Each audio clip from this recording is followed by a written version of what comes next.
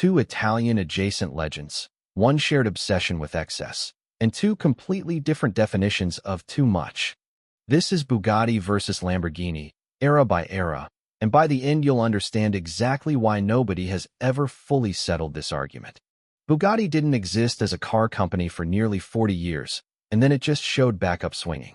The EB110 SS packed a quad-turbo, 3.5-liter V12 with a mind-bending 60 valves, producing 603 horsepower and channeling it through all four wheels via carbon fiber construction built by an aerospace company. Genuinely alien engineering for 1991. Lamborghini's answer was already on sale. The Diablo, a 485 horsepower, naturally aspirated V12 monster that became the first production car ever to crack 200 miles per hour. Where Bugatti chased technology, Lamborghini chased raw theater.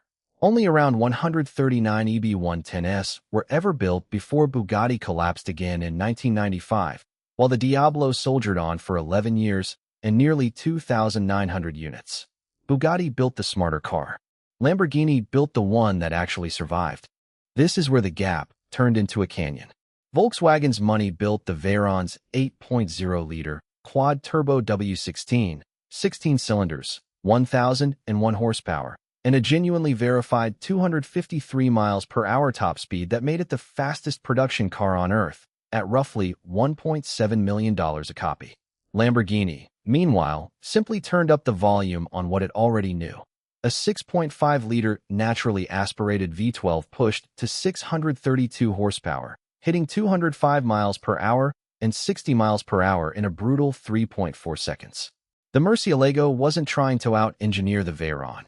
It was betting that sound and drama would always beat spreadsheets. About 450 Veyrons were built compared to well over 4,000 Murcielagos across its run. Bugatti proved what money and physics could do together. Lamborghini proved that people will always pay for noise.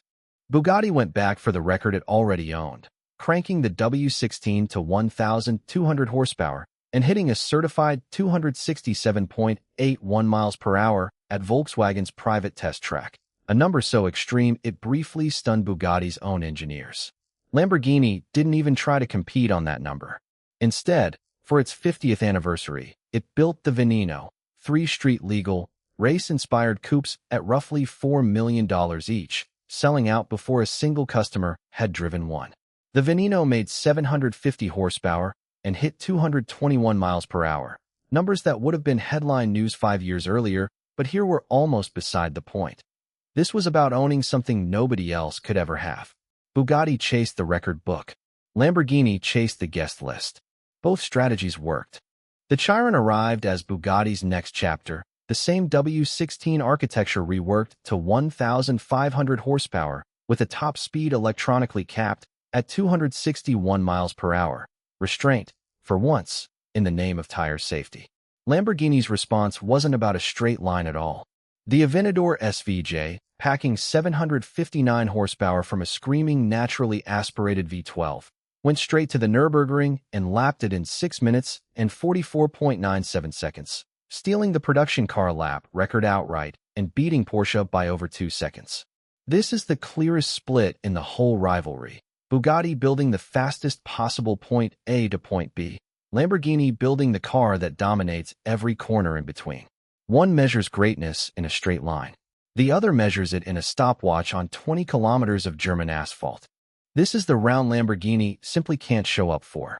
Bugatti stripped the Chiron down, stretched its tail, tuned the W16 to 1,578 horsepower, and sent Le Mans winner Andy Wallace down a 13-mile German test track, where he broke through 300 miles per hour and kept going, eventually recording 304.773 miles per hour, a figure no production car had ever touched. 30 road legal replicas followed at $3.9 million each, selling out instantly. Lamborghini has never built a car engineered purely to chase an outright speed record, and that's by design. It's simply not the game they're playing. Bugatti earned the undisputed title of fastest car ever built.